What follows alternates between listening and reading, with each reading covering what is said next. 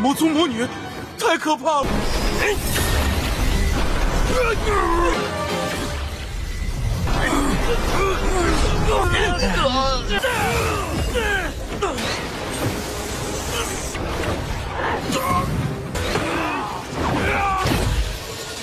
还能动手？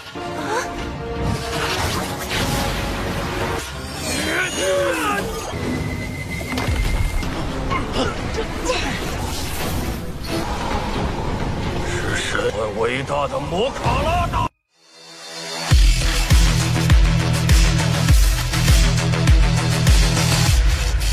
Halo semuanya, selamat datang di Ruang Sinema. Bagaimana kabar kalian semua? Semoga selalu sehat dan baik-baik saja.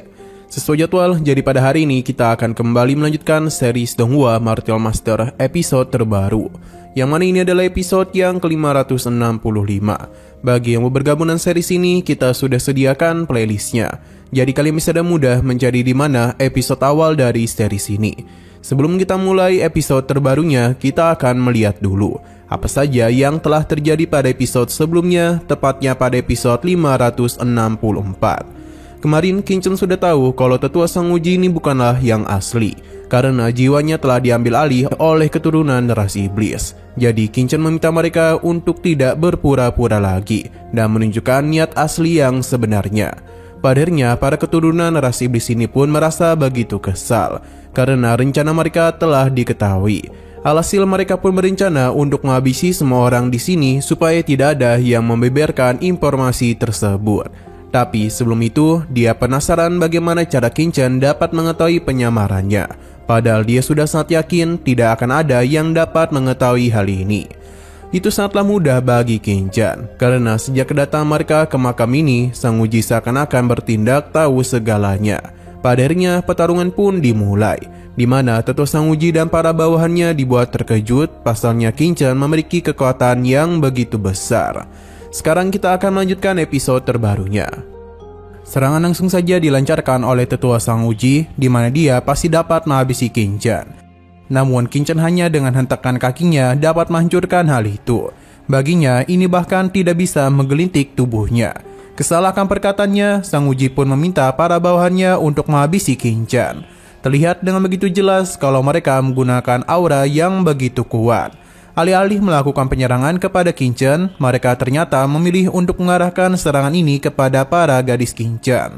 Ini sepertinya bukanlah sebuah serangan biasa, melainkan sebuah formasi pengurung. Dengan begitu, Kinchen pasti tidak akan dapat membantu.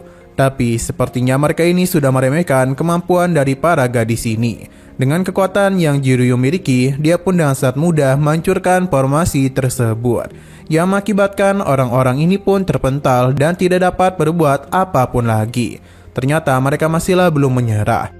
Serangan kembali mereka lancarkan hanya demi bisa menghancurkan formasi pertahanan yang Jiryu bentuk. Tapi belum ada tanda-tanda kalau serangan mereka akan berhasil. Ditambah Jiryu juga melakukan penyerangan dengan pedang miliknya. Hal ini sangatlah sulit untuk dapat mereka tahan, yang membuat mereka sedikit terluka.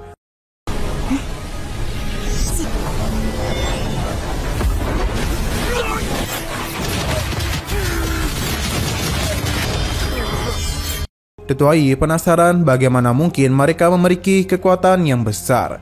Didengin harga dirinya dirusak, serangan bertubi-tubi telah kembali mereka lancarkan. Hanya saja Jiryu dengan Kiansu bisa menahannya dengan sangat mudah. Chen Sisi pun mentertawakan usaha mereka, pasalnya kekuatan dari keturunan iblis ini tidaklah begitu hebat. Dia pun mulai mengambil tindakan untuk menghancurkan teknik ilusi miliknya. Dengan menatap mata Chen Sisi, pria ini langsung saja tenggelam dalam ilusi ciptaannya. Tidak berhenti sampai di situ saja. Ledakan kekuatan yang telah dia buat mengandung teknik ilusi yang kuat. Orang-orang ini pun tidaklah lagi dapat menghindar dan langsung saja masuk ke dalam ilusi. Chen Sisi menggunakan ilusi penggoda untuk membuat orang-orang ini melihat wujud rekan mereka berubah menjadi dirinya yang tengah memberikan godaan manja. Sebagai pria yang memiliki iman yang lemah, orang-orang ini pun telah masuk ke dalam teknik godaan tersebut dan malah saling berpelukan satu sama lain. Sang Uji yang melihat hal itu sungguh tidak menduga, karena bagaimana bisa mereka malah terjebak dalam ilusi lemah itu. Dia langsung saja menyadarkan mereka dengan kekuatannya, yang membuat Tetua Wei dan Ye sadar kalau mereka baru saja berpelukan mesra. Chen Sisi masihlah belum berhenti dan ia kembali melancarkan serangan yang tidak akan dapat mereka tahan. Hal itu pun membuat mereka terpental. Kemampuan Chen Sisi sepertinya telah mengalami peningkatan yang pesat. Dengan begini, keempat orang itu sepertinya sudah dikalahkan olehnya. Sang Uji tidak menduga mereka akan dikalahkan dengan sangat mudah.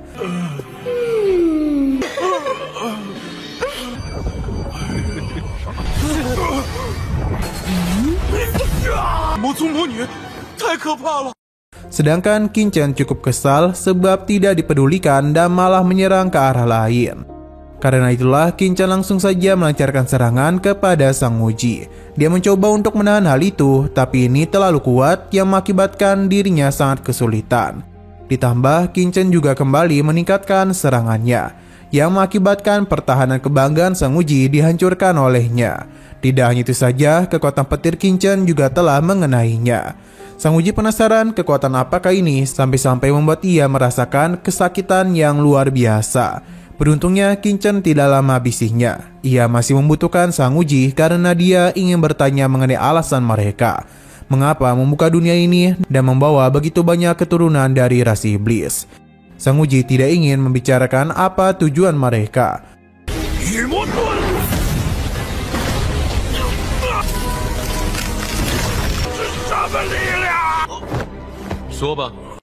Bahkan dia meminta Qin Chen untuk menghabisinya saja. Karena apapun yang dia lakukan, dirinya ini tidak akan memberikan sedikit pun informasi.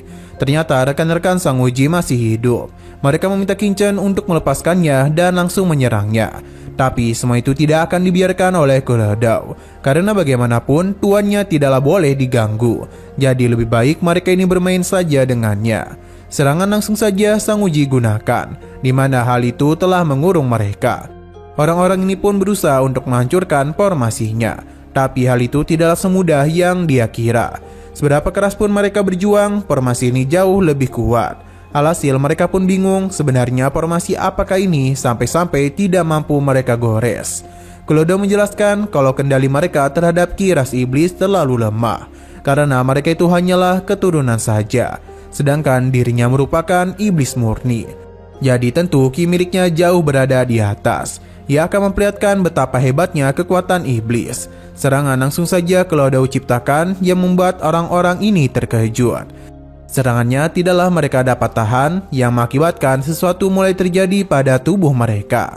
Melihat hal itu membuat Kuledao merasa begitu senang.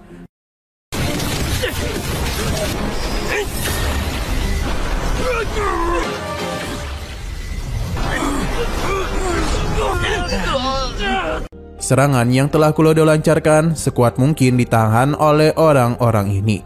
Hanya saja kekuatan Kuledao jauh lebih besar dibandingkan mereka. Jadi dia itu dapat mudah meningkatkan serangannya dan mengakibatkan orang-orang ini semakin kesulitan. Mereka pun penasaran siapakah dia yang sebenarnya. Sedangkan Sang Uji yang sudah Qin Chen tahan mulai bertindak dan meminta para bawahannya untuk menggunakan kekuatan besar yang mereka miliki. Sebuah ledakan kekuatan pun muncul, di mana mereka telah menggunakan tanda untuk mengaktifkan formasi yang ada di tempat itu.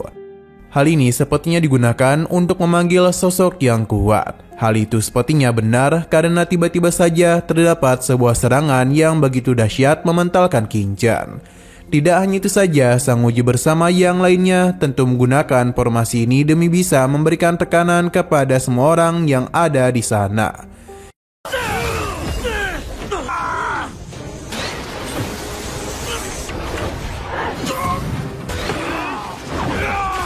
Qin Chen bahkan terkena tekanan tersebut yang membuat dia sempat kesulitan untuk berdiri.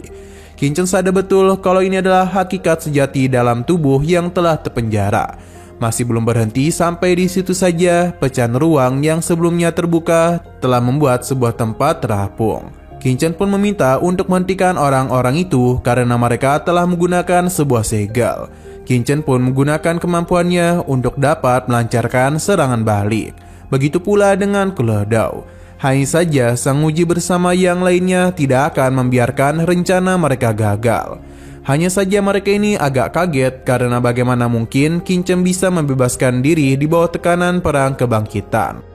Bahkan Qingchen dan Kulodao masih bisa menggunakan kekuatan dalam tekanan formasi mereka.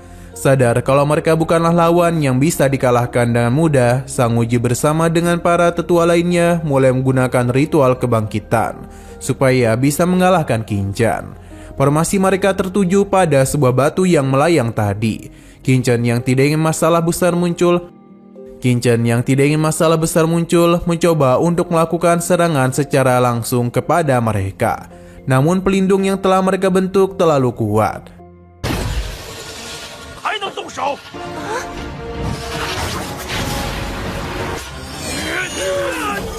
Masih belum menyerah, Qingchen kembali mencobanya. Tapi Kulodao segera menghentikan hal itu, karena dia baru ingat kalau dulu ada satu orang kuat dari klan iblis yang telah terluka cukup parah. Tapi selama jiwanya masih tersisa, maka dia hanya akan tertidur untuk dapat memulihkan dirinya. Sepertinya orang-orang ini berusaha untuk membangkitkan sosok kuat tersebut.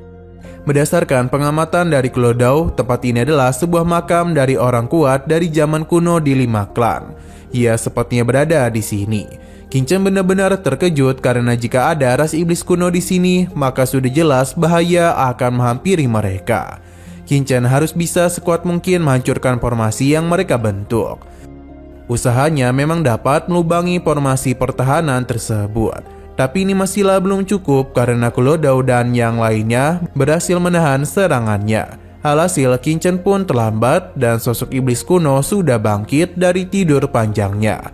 Hawa keberadaan yang dia pancarkan begitu menakutkan. Ia mengejutkan Qingchen dan yang lainnya. Sosok ini penasaran siapa yang telah berani mengganggu Dewa Mokhara yang agung. Ledakan kekuatan yang dia ciptakan dengan sangat mudah membuat mereka terpental. Bahkan Qingchen dan yang lainnya hampir melayang.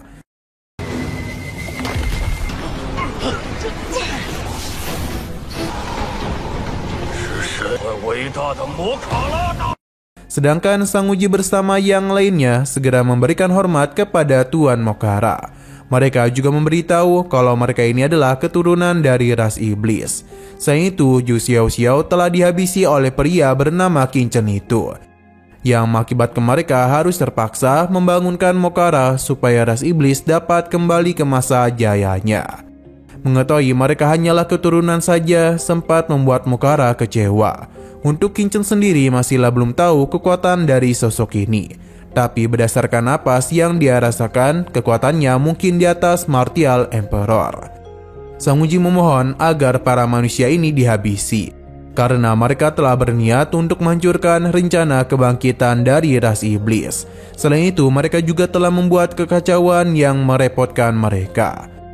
Permintaan dari para keturunannya membuat Mokhara cukup tertarik dan langsung saja menggunakan kekuatannya, yang seketika saja mementalkan Sang Wuji dan yang lainnya. Qingchen bersama Kulodao masihlah dapat menahan serangan yang dia berikan, meskipun ini agak sulit. Kini kondisi mereka benar-benar tidaklah diuntungkan. Pasalnya kekuatan Mokhara jauh berada di atas Qingchen.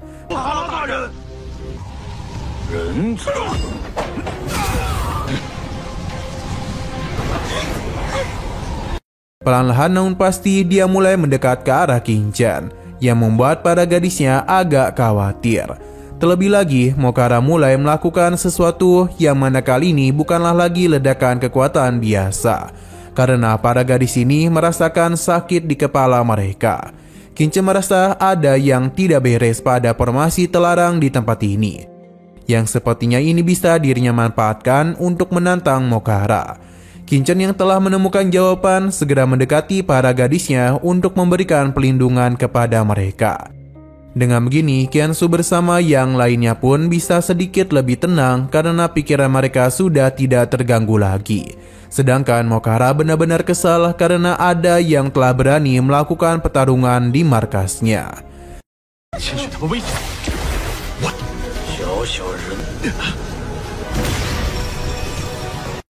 Nah, sayang sekali lagi seru-serunya, episodenya pun harus bersambung dulu.